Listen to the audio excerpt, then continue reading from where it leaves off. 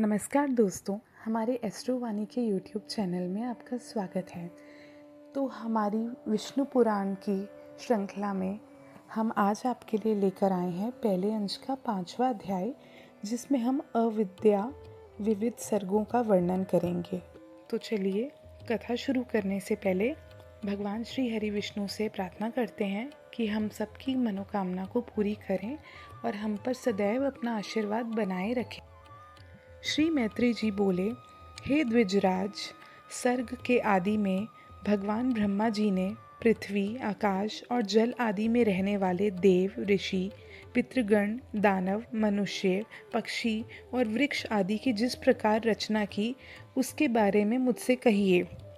इस पर श्री पराशर जी ने कहा, हे मैत्रेय, भगवान ब्रह्मा जी ने जिस प्रकार इस सर्ग की रचना की वह तुमसे कहता हूँ, उसे सावधानी से सुनो। सर्ग के आदि में ब्रह्मा जी के पूर्वव्रत सृष्टि का चिंतन करने पर सबसे पहले अबुद्धिपूर्वक अर्थात पहले असावधानी हो जाने से तमोगुणी सृष्टि की रचना कर दी, जिसमें पहले तम यानी अज्ञान, मोह, महामोह, क्रोध और अभिनिवेश नामक 5 अविद्या उत्पन्न हुई।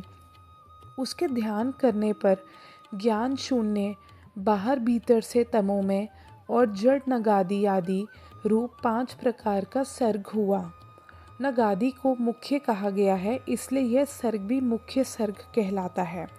उस सृष्टि को पुरुषार्थ की असाधिका देखकर उन्होंने फिर से सर्ग के लिए ध्यान किया तो तिर्यक स्रोत सृष्टि उत्पन्न हुई, इसलिए इसमें पशु पक्षी आदि हुए। ये पशु पक्षी आदि विवेक रहित अनुचित मार्ग का अवलंबन करने वाले और विपरीत ज्ञान को ही यथार्थ ज्ञान मानने वाले होते हैं। यह सब अहंकारी, अभिमानी और आंतरिक सुख आदि को ही पूर्णता समझने वाले और परस्पर एक दूसरे की प्रवृत्ति को ना जानने वाले होते हैं। उस सर्ग को भी पुरुषार्थ का असाधक समझ पुनः चिंतन करने पर एक बार और सर्ग हुआ। वह उद्धव स्रोत नामक तीसरा सर्ग था, जो सात्विक था। वह उद्धव स्रोत सृष्टि में उत्पन्न हुए प्राणी विषय सुख के प्रेमी, बाह्य और आंतरिक दृष्टि से संपन्न और बाह्य और आंतरिक ज्ञान से संपन्न थे। यह तीसरा सर्ग देव सर्ग कहलाता है। फिर इन तीनों प्रकार की सृष्टियों में उत्पन्न हुए प्राणियों को पुरुषार्थ का असाधक जान उन्होंने एक बार और उत्तम साधक सर्ग के लिए चिंतन किया यानी ध्यान किया। ब्रह्मा जी के इस प्रकार चिंतन करने पर प्रकृति से पुरुषार्थ का साधक नामक सर्ग हुआ। इस सर्ग के प्राणी नीचे पृथ्वी पर रहते हैं। उनमें सत्व, रज और तम तीनों ही की अधिकता होती है, इसलिए वह दुख बहुल, अत्यंत क्रियाशील एवं बाह्य और आंतरिक रूप से ज्ञानयुक्त और साधक हैं। इसके सर्ग प्राणी मनुष्य हैं। हे मुनिश्रेष्ठ, इस प्रकार अब तक तुमसे मैं 6 सर्ग कह चुका हूँ। इसमें महत्व को ब्रह्मा का पहला सर्ग जानना चाहिए, दूसरा तन्मात्राओं का, जिसे भूत सर्ग भी कहते हैं, और तीसरा वैकारिक सर्ग है, जो इंद्रियों से संबंधी है। इस प्रकार बुद्धिपूर्वक उत्पन्न हुआ ये प्राकृतिक सर्ग हुआ। चौथा मुख्य सर्ग है। पर्वत, वृक्ष आदि ही मुख्य सर्ग के अंतर्गत आते हैं। 5वां जो त्रियक सूत्र बतलाया है, उसमें कीट पतंगे योनि आदि होती हैं। फिर 6ठा सर्ग उद्धव स्रोतों का है, जिसमें देव सर्ग होते हैं। उसके पश्चात 7वां सर्ग अवार्क का है, जिसे मनुष्य सर्ग कहते हैं। 8वां अनुग्रह सर्ग है, वह सात्विक और तामसिक दोनों है। ये विकारी सर्ग है और पहले 3 प्राकृत सर्ग कहलाते हैं। 9वां कुमार सर्ग है, जो प्राकृत और वैकृत भी है। इस प्रकार सृष्टि रचना में प्रवृत्त हुए जगदीश्वर प्रजापति के प्राकृत और वैकृत नाम के ये जगत के मूलभूत 9 सर्ग तुम्हें मैंने सुनाए। अब और क्या सुनना चाहते हो? इस पर श्री मैत्री जी बोले, हे मुने, अभी आपने इन देव आदि के सर्गों का मुझसे संक्षेप में वर्णन किया है, कृपया इन्हें विस्तार पूर्वक समझाएं।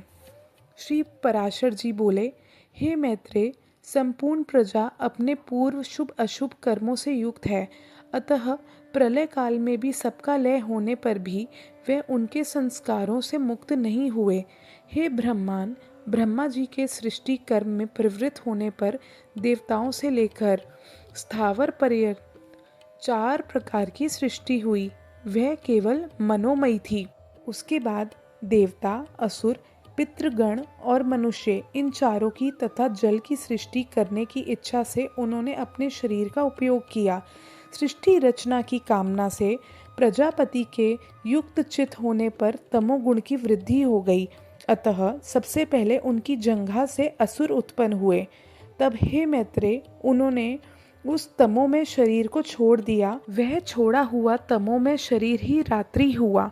फिर अन्य देह में स्थित होने पर सृष्टि की कामना वाले उन प्रजापति को अति प्रसन्नता हुई और हे द्विज, उनके मुख से सत्व प्रधान देवगण उत्पन्न हुए। तदंतर उस शरीर को भी उन्होंने त्याग दिया और वह त्यागा हुआ शरीर दिन हुआ। इसलिए रात्रि में असुर बलवान होते हैं और दिन में देव बलवान होते हैं। उसके बाद उन्होंने आंशिक सत्व में अन्य शरीर ग्रहण किया और अपने को पितृव्रत मानते हुए पितृगण की रचना की। पितृगण की रचना कर उन्होंने उस शरीर को भी छोड़ दिया। वह त्यागा हुआ शरीर ही दिन और रात्रि के बीच में स्थित संध्या बनी। तत्पश्चात उन्होंने आंशिक रजो में अन्य शरीर धारण किया। हे द्विज श्रेष्ठ, उससे रजः प्रधान मनुष्य उत्पन्न हुए। फिर शीघ्र ही प्रजापति ने उस शरीर को भी त्याग दिया। वही ज्योत्सना हुआ, जिसे पूर्व संध्या अर्थात प्रातः काल कहते हैं। इसलिए हे मैत्रेय, प्रातः काल होने पर मनुष्य को और संध्या काल के समय पितृ बलवान होते हैं।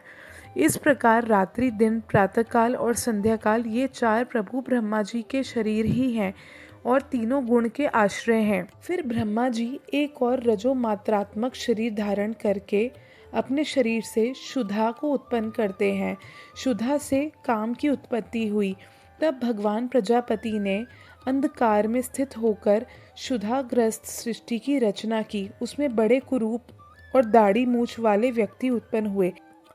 वह स्वयं ब्रह्मा जी की ओर ही दौड़ने लगे। उनमें से जिन्होंने ये कहा कि ऐसा मत करो, इनकी रक्षा करो, वे राक्षस कहलाए, और जिन्होंने कहा हम खाएंगे, वे खाने वाले वासना वाले होने से यक्ष कहलाए।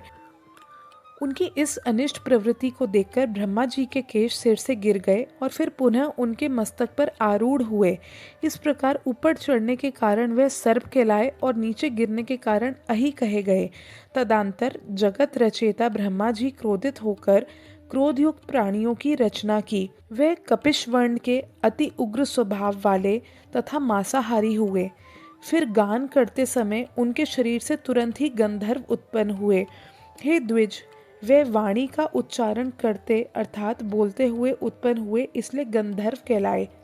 इन सब की रचना करके भगवान ब्रह्मा जी ने पक्षियों को उनके पूर्व कर्मों से प्रेरित होकर स्वच्छंदात पूर्वक अपनी आयु से रचा। तदंतर अपने वक्ष स्थल से भेड़, मुख से बकरी, उदर से गौ, पैरों से घोड़े, हाथी, गधे, वन गायें, मृग, ऊंट, खच्चर आदि पशुओं की रचना की। उनके रोमों से फल मूल रूप औषधियाँ उत्पन्न हुई। कल्प के आरंभ में से ही ब्रह्मा जी ने पशु और औषधि आदि रचना करके फिर त्रेता युग के आरंभ में उन्हें यज्ञ आदि कर्मों में सम्मिलित किया। गऊ, बकरी, पुरुष, भेड़, घोड़े, खच्चर और गधे, ये सब गांव में रहने वाले पशु हैं। जंगली पशु हैं ये। श्वापद, 2 खुर वाले हाथी, बंदर, 5वें पक्षी, छठे जल के जीव तथा 7वें सरीसर्प आदि। फिर अपने प्रथम यानी कि पूर्व मुख से ब्रह्मा जी ने गायत्री, ऋक, अग्निष्टोम यज्ञों का निर्माण किया। दक्षिण मुख से यजु, त्रैटुपच्छंद, पंचदशस्त्रोम, बृहस्पसाम तथा उक्त की रचना की। पश्चिम मुख से साम, जगती छिंद, सप्तदशतोम, वैरूप और तथा उत्तर मुख से उन्होंने अथर्ववेद, वैराज की सृष्टि की। इस प्रकार उनके शरीर से समस्त ऊंच नीच प्राणी उत्पन्न हुए।